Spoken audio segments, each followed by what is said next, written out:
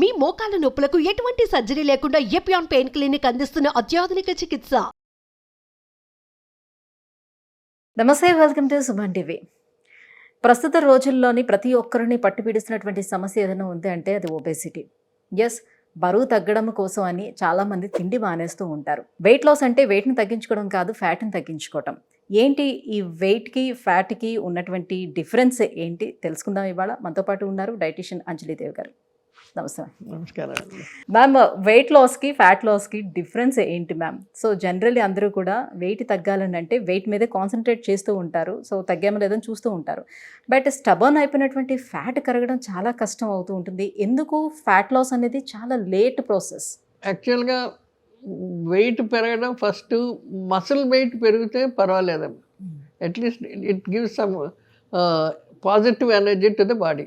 కానీ ఏంటి ఫ్యాట్ కింద కన్వర్ట్ అయిపోతే మటుకు అది leads to lot of health ప్రాబ్లమ్స్లో చాలా రకాలుగా వస్తూ ఉంటాయి. డయాబెటీస్ రావచ్చు, తర్వాత బీపీ రావచ్చు, ఇంకా ఇలాంటి ఫుడ్ సరిగ్గా ఇది లేకుండా డైజెషన్ ప్రాబ్లమ్స్ రావచ్చు. ఈ ఫ్యాట్ని కరగాలంటే అది రకరకాల బాడీస్లో అడ్జస్ట్ అయిపోయి ఉంటుంది. ఎంత ఫుడ్లో కన్వర్ట్ చేసుకొని బాగా తగ్గించుకొని చేయాలన్నా కూడా ఫ్యాట్ కరగడం చాలా కష్టం. మొట్టమొదటేమో అది హార్డ్ అయిపోద్ది. ఫ్యాట్ని సాఫ్ట్ చేయడానికి చాలా మటుకు ఫుడ్ను తగ్గించి ఎక్సర్సైజ్ చేస్తేనే అది కరుగుద్ది, క్యాలరీస్ బర్న్ అయిపోతాయి. కానీ ఇటు ఫుడ్ తిని తగ్గించినా కూడా క్యాలరీస్ చాలా తక్కువ అవుతాయి. కానీ బాడీకి కావాల్సినంత బాడీ తీసేసుకుంటుంది జనరల్ బాడీకి, మిగతాదంతా ఫ్యాట్ కింద కన్వర్ట్ అయిపోద్ది. అలా కాకుండా మనం తగ్గించుకోవాలనుకుంటే మటుకు నార్మల్గాను ఫ్యాట్ తగ్గాలంటే ఎక్సర్సైజ్ కంపల్సరీ ఉండాలి. ఎక్సర్సైజ్ వల్లనే ఎనర్జీ ప్రొడ్యూస్ అవుద్ది. ఆ ఎనర్జీ వలన ఫ్యాట్ తగ్గిపోతూ ఉంటుంది అనమాట. సో అది basic information at has to be taken. ప్రతి ఓడు తగ్గాలనుకున్నప్పుడు మన బాడీలో ఉన్న కొవ్వుని ఎలా తగ్గించాలి అన్నది ఆలోచించాలి. అంటే డైట్ తోటి ఫ్యాట్ లాస్ అనేది అవ్వదంటారా? డైట్తో అవుద్ది, కానీ దాని తగ్గ క్యాలరీస్. ఇప్పుడు మనం డైట్ తింటామమ్మా, మనం తిని ఒక చోటే కూర్చుంటాం. మనం కూర్చున్నప్పుడు లేకపోతే ఆఫీస్ వర్క్ చేస్తూ ఉన్నప్పుడు దట్ రిక్వైర్స్ ఇప్పుడు ఒక 100 క్యాలరీసే కావాలి మనకి ఆ పర్టికులర్ వర్క్కి. నువ్వేమో 200 క్యాలరీస్ తీసుకొని నేను ఫుడ్ తగ్గించాను అని చెప్పి 200 క్యాలరీస్ 500 నుంచి నువ్వు 200 తగ్గించినా కూడా నీకు ఎక్సర్సైజ్ లేదు కదా కరగడానికి. Body needs only 100 calories, but still you are taking 200 calories తీసుకుంటున్నాం. ఆ 200 క్యాలరీస్ ఫ్యాట్ని తగ్గించే బదులు ఇంకా ఎక్కిస్తుంది. సో ఇది ఆ ఫ్యాట్ తగ్గించాలంటే చాలా జాగ్రత్తగా ఎక్సర్సైజ్ చేసి ఉన్న బాడీలో ఉన్న ఫ్యాట్ని కరగదీసి దాన్ని ఎనర్జీ కింద కన్వర్ట్ చేయగలిగితే అప్పుడు మనిషి బాడీ వెయిట్ తగ్గుద్ది. అంటే జనరల్లీ ఉపవాసం చేసేటప్పుడు ఈ ఫ్యాట్ అనేది ఎనర్జీ కింద కన్వర్ట్ అవుతుంది. సో ఈ ఫ్యాట్ అప్పుడు స్టబర్న్ అయిపోయినటువంటి ఫ్యాట్ కరుగుతుంది అని చెప్పడంతో చాలా మంది ఇప్పుడు డైట్ అని అంటే వాళ్ళు అనుకుంటుంది కేవలం ఫాస్టింగ్లో ఉండడం అని అనుకుంటున్నారు. సో ఇలా ఫాస్టింగ్స్ చేయటం వల్ల వచ్చే ఇష్యూస్ ఏంటి? ఇప్పుడు ఫాస్టింగ్ చేయడం వల్ల కొన్ని వైటమిన్స్, మినరల్స్ అండ్ వాటి యొక్క ప్రాబ్లం చాలా వస్తుంది. మనం ఫాస్టింగ్ చేసేటప్పటికి మనకు బాడీకి కావాల్సిన ఇంధనం ఒకటి, విటమిన్లు, ఖనిజ లవణాలు, ఇవి చాలా ఇంపార్టెంట్. అవి రెండు తగ్గిపోతాయి. మనం మహా తగ్గితే మనం కార్బోహైడ్రేట్స్ ఎంత తగ్గిస్తాం? ఆ తగ్గించడం వలన మనకి ఆకుకూరలు, కూరగాయలు అవన్నీ తగ్గిపోవడం వలన ఇవి తగ్గిపోతాయి. అందుకని ఫ్యాట్ కంటే ఈ క్యాలరీస్ తగ్గించే దానికంటే మనకేంటంటే వైటమిన్ డెఫిషియన్సీలు ఎక్కువైపోతాయి. మినరల్, ఇప్పుడు ఐరన్ కానీ, ఎనీమియా కానీ, డిఫరెంట్ టైప్స్ ఆఫ్ ఎనీమియా రావడం కానీ, లేకపోతే ఈ క్యాలరీస్ తక్కువ అవడం వలన మనకు కొన్ని రకాలు షుగర్ పేషెంట్స్ కానీ వీళ్ళందరికీ కొన్ని ప్రాబ్లమ్స్. షుగర్ పేషెంట్స్ బాగా తగ్గించేశారనుకోండి, షుగర్ స్పైక్ అయిపోయి వాళ్ళ కళ్ళు తిరిగి పడిపోవడం, లేకపోతే సడన్గా లో షుగర్ అయిపోవడంతో పడిపోవడం, ఇలాంటివన్నీ వస్తాయన్నమాట. ఇలాంటివి రావాలంటే కంపల్సరీ మినిమం మనిషికి కావాల్సినంత క్యాలరీస్ కావాలి, విటమిన్స్ కావాలి, అన్ని ఖనిజ లవణాలు ఇవన్నీ కావాలి. ఈ ఖనిజ లవణాలు ఇవన్నీ చాలా తక్కువైనా మన శరీరానికి ఆరోగ్యకరంగా ఉండాలి. హార్ట్ చేయడానికి ఏంటి, తర్వాత రక్త ప్రవాహం సరిగ్గా ఉండాలన్నా, బీపీ రానివ్వకుండా ఉండాలన్నా, ఇలాంటివన్నీ ప్రాబ్లమ్స్, థైరాయిడ్ ఫంక్షన్ బాగా ఉండాలన్నా, ఇవన్నిటికీ మనకి ఖనిజ లవణాలు, విటమిన్లు ఇంపార్టెంట్. మనం తీసేది ఏంటి, మనం ఎంత తిన్నా మనకు ఎలాగో నార్మల్గా మన డైట్లో చాలా తక్కువ ఉంటుంది. తగ్గించేదల్లా క్యాలరీస్. అన్నం తగ్గిస్తాం, లేకపోతే 4 చపాతీలల్లా 2 చపాతీలు చేస్తాం, 6 ఇడ్లీలల్లా 3 ఇడ్లీలు తింటాం. దానివల్ల మీకు పోయేదంతా క్యాలరీసే. ఆ క్యాలరీస్ వల్ల మనిషి బరువు తగ్గుతారు, కానీ ఈ రకమైన లోపాలు మళ్ళీ ఈ బి వైటమిన్, ఏ వైటమిన్, ఈ జబ్బులు మరీ ఎక్కితే అవి మటుకు తగ్గవు. అలా బ్యాలెన్స్ డైట్ చేయరు కదా. అది సరిగ్గా బ్యాలెన్స్ చేసుకొని క్యాలరీస్ ఒక్కటే చేసుకుంటూ దానికి తగ్గట్టు ఎక్సర్సైజ్, వ్యాయామం బాగా చేయగలిగితే అప్పుడు మంచి బాడీ వెయిట్ తగ్గుద్ది, సమానంగా ఇదవుతాయి అన్నమాట, రెడ్యూస్ అవుతూ ఉంటాయి. అది ఉపయోగకరంగా ఉంటుంది. అంతేగాని ఉత్తి డైటే మార్చుకొని అందులో క్యాలరీస్ మీద ఎక్కువ కాన్సన్ట్రేట్ చేయకపోతే చాలా కష్టం అయిపోతుంది. ఈ స్టబాన్ ఫ్యాట్ అనేది మేల్ అండ్ ఫీమేల్స్లోని ఎవరిలో ఎక్కువగా ఉంటుందంటారు? ఎక్కువగా ఆడవాళ్ళలో ఉంటుంది, లేడీస్లోనే. And that around the stomach పెరిగిపోతూ ఉంటుంది స్టబన్ ఫ్యాట్. ఆ స్టబన్ ఫ్యాట్ తగ్గించడమే చాలా కష్టం. ఒకసారి ఫ్యాట్ ఉంటే మామూలుగా పెరుగుతూ ఉన్నప్పుడు తగ్గించుకోవడం ఈజీ. అది ఒకసారి గట్టిగా పట్టేసిందంటే బాడీకి దాన్ని కరగదీయడానికే బోల్డెన్ని క్యాలరీస్ కావాలి. ఆ క్యాలరీస్ కావాలి అనుకుంటే ఎక్సర్సైజ్లు చేసి బాగా పనిచేసి దాని యొక్క క్యాలరీస్ ఎక్కువ మనం వాడేస్తే అప్పుడు ఆ స్టబన్ ఫ్యాట్ కరిగి కొంచెం నెమ్మది తగ్గుద్ది. బరువు పెరగడంలో కార్బోహైడ్రేట్స్ పాత్ర ఏంటి? మనకి కార్బోహైడ్రేట్స్లో వైటమిన్స్ కూడా వస్తాయి. కార్బోహైడ్రేట్ రిచ్ ఫుడ్స్లో కొన్ని వైటమిన్స్ వస్తాయి. ఈ కార్బోహైడ్రేట్స్ ఏమైపోద్దంటే రకరకాలు ఉన్నాయి. రిఫైన్డ్ కార్బోహైడ్రేట్స్, తర్వాత ఇప్పుడు గోధుమలు అవి ఉన్నాయి, అవి పొట్టుతో తింటాం. కార్బోహైడ్రేట్ చాలా ఎక్కువ ఉంటుంది, కానీ పొట్టు మట్టుకు రఫేజ్ కింద వెళ్ళిపోద్ది. అందుకని మలబద్ధకం తగ్గిపోతూ ఉంటుంది.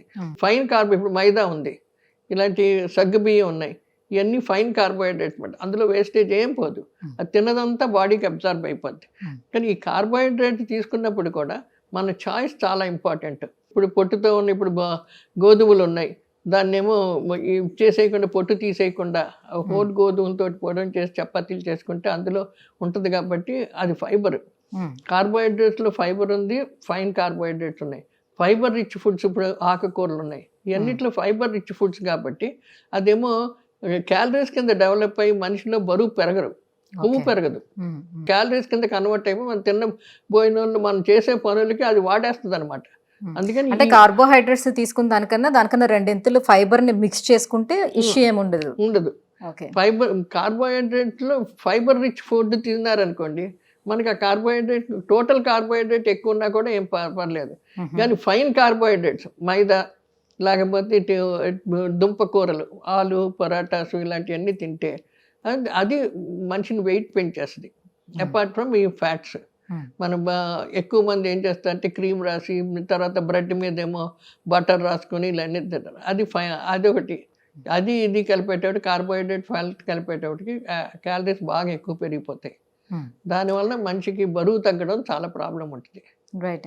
సో షుగర్ ఎక్కువ తీసుకుంటే వెయిట్ పెరుగుతారు అని చెప్తారు, తీపి పదార్థాలు. అలాగే సాల్ట్ తీసుకున్నా కూడా వెయిట్ పెరుగుతారా?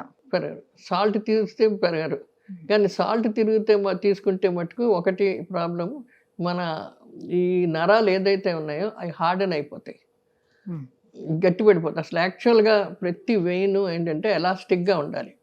రక్త ప్రవాహం ఉన్నప్పుడు హార్ట్ నుంచి మిగతా పార్ట్స్కి వెళ్తూ ఉన్నప్పుడు అది ఎక్స్పాండ్ అవుద్ది, ఎలాస్టిక్ ఎక్కించి తగ్గి మళ్ళీ రక్త ప్రవాహం తగ్గినప్పుడు నార్మల్కి వచ్చేస్తుంది.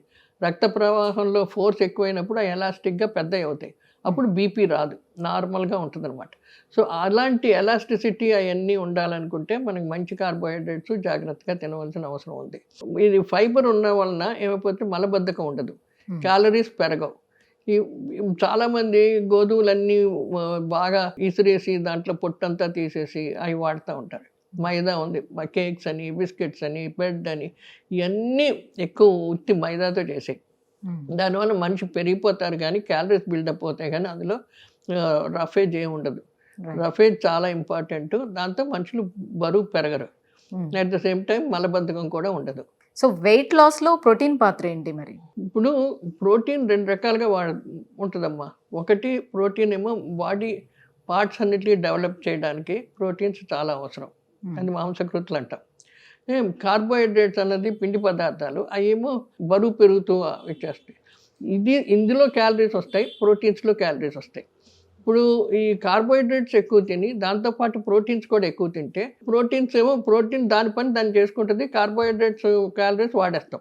ఇప్పుడు కార్బోహైడ్రేట్స్ బాగా తగ్గించేసి మన ప్రోటీన్స్ ఎక్కువ తింటే అప్పుడు ఏమైపోద్ది, ఈ ప్రోటీన్స్ బాడీ బిల్డింగ్కి ఉపయోగపడదు, అది క్యాలరీస్ కింద మనం చేసే పనికి కావాలి కాబట్టి అది క్యాలరీస్ కింద కన్వర్ట్ అయిపోతాయి. అప్పుడు క్యాలరీ డెఫిషియన్సీస్ వస్తాయి, మనుషులకి ప్రోటీన్ డెఫిషియన్సీ కూడా వస్తుంది. ఇప్పుడు చంటి పిల్లలు చూడండి మరాస్మస్ అంటారు, క్వాషోకర్ అంటారు, ఇవన్నీ ఎందుకు వాళ్ళకి ప్రోటీన్ డెఫిషియన్సీ వలన వస్తాయి. ఎన్నో రకాలు మీరు అన్నం పెడుతున్నామండి అంటారు, బోళ్ళంత తింటున్నాడు ఇలాగ అయిపోతున్నాడండి అంటారు, అందులో ప్రోటీన్ లేదు, ఎక్కువ కార్బోహైడ్రేట్ ఉండడం వలన పిల్లడు పెరుగుతాడు కానీ ప్రోటీన్ డెఫిషియన్సీస్ చాలా ఎక్కువైపోతాయి. నరాలు గట్టిగా పడడం కానీ, మంచి పెరుగుదల కానీ, స్ట్రాంగ్గా వెయిట్ పెరగడం కానీ, తర్వాత ఏమో మనుషుల యొక్క మానసిక వికాసం కూడా స్టడీ అవ్వడం కానీ, ఇలాంటివన్నీ కొన్ని ఆ ప్రోటీన్ దీనివలన వస్తూ ఉంటాయి. కానీ చంటి పిల్లల్లో మన క్వాషోకరు మరాస్మస్ అంటాం, అది ప్రోటీన్ డెఫిషియన్సీ వలన వస్తాయన్నమాట.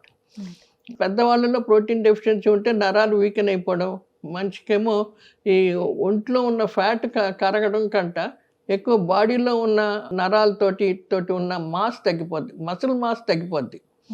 దానివల్ల ఎన్నో రకాల ప్రాబ్లమ్స్ వస్తూ ఉంటాయి. అంటే బరువు తగ్గడానికి స్పెషల్గా బరువు తగ్గాలనుకునేటప్పుడు ప్రోటీన్స్ ఎక్కువ తీసుకోమని చెప్తారు కదా, సో దేనికోసం తీసుకోమంటారు అని? అంటే ఇప్పుడు ప్రోటీన్స్ తీసుకోవడం కరెక్టే, తీసుకోవచ్చు, కానీ మన కార్బోహైడ్రేట్స్ బాగా తగ్గించి ప్రోటీన్స్ తెచ్చుకుంటే మన శరీరానికి కొంత ఇంధనం అవసరం, అన్ని పనులకి మిగతా వేరియస్ ఆర్గన్స్ పనిచేయడానికి కొంత ఇంధనం కావాలి, క్యాలరీస్ కావాలి. కార్బోహైడ్రేట్స్ బాగా తగ్గించేసి ఫ్యాట్స్ తగ్గించేసి ప్రోటీన్స్ తిన్నారనుకోండి, ప్రోటీన్స్ దానికి చేయవలసిన మెయింటెనెన్స్, బాడీ మెయింటెనెన్స్కి వాడుకునే ఇది వదిలేసి ఎనర్జీ కింద కన్వర్ట్ అయిపోద్ది. అప్పుడు మీరు ప్రోటీన్స్ ఎక్కువ తిన్నా కూడా ఇది తగ్గించేశారు కాబట్టి ఈ ప్రోటీన్స్ కార్బోహైడ్రేట్స్ కింద మారిపోతున్నాయి. దానివల్ల ఈ బాడీ వెయిట్ పెరగడం కానీ, జనరల్ ప్రోటీన్స్ నరాల్ని మెయింటెనెన్స్ చేయడానికి ఇలాంటివన్నీ కుంటుపడిపోతాయి. అది మేజర్ ప్రాబ్లం వస్తుంది ప్రోటీన్ డెఫిషియన్సీ వస్తే. Thank you ma'am, thank you so much. Weight లాస్కి మనం బ్యాలెన్స్డ్ డైట్ ఎలా తీసుకోవాలి, అసలు బరువు పెరగడానికి కూడా రీజన్స్ ఏంటి, ఈ విషయాలన్నీ కూడా ఇంత క్లుప్తంగా తెలియజేసినందుకు thank you so much. Thanks so much.